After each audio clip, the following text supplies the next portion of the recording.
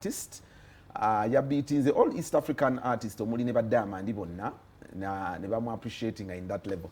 Nsanyusa okuba nti mukyali ku program tukyakyanche tugenda kuba ne Uncle Ssendi era ndi naye wano tugenda kuwayamu ku nsonga za award zino international appreciation recognition tuzikozesa ekimala okwongera okwemarketing oba do we know our worth anyway. Nensanyusa okulaba Uncle Ssendi. Yep, nange ndi msanyufu okubeera nti nzize tuwayemuko ku BBS telefina. Yeah.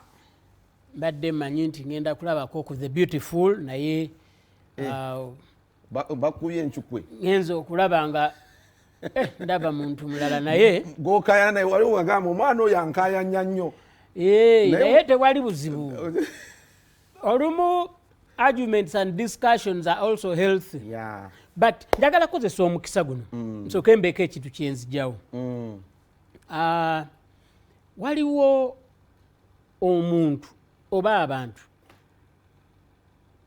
ankwotinga agamba nti nagambye nti Eddie Kenzo teyagwanidde kufuna award kubanga nti sibanya nti tebawadde Diamond Platinum wana sautajinona award eti bayinza oba obutagiraga nabiringa bitya.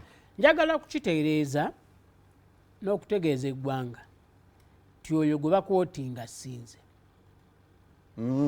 gwe bakwotinga muntu mulala. Because I didn't say that.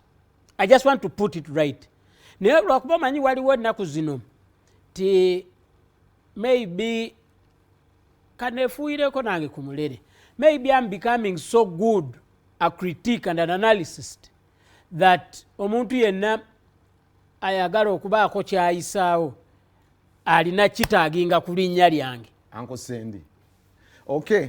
Kakati So buli web page yonna eyagala okutunda, buli online website eyagala okufuna ku views nge-misquotinga nze so that abantu balabe. Maybe that. But nze nja kwogera ekisooka kimu.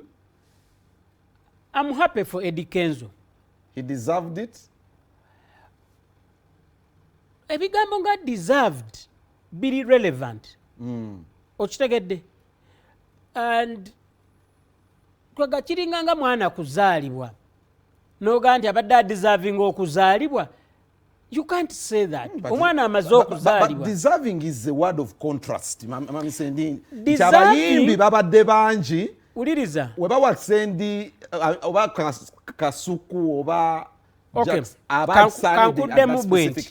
kankuddemu bwenti. Ekisooka nze nga nze sikkiririza mu awards ezo. Beba babadde nominated. Let me try to read for you some of this. Tojayo. Best male artist in East Africa. Twabadde ne Bonsu. That is Kenya.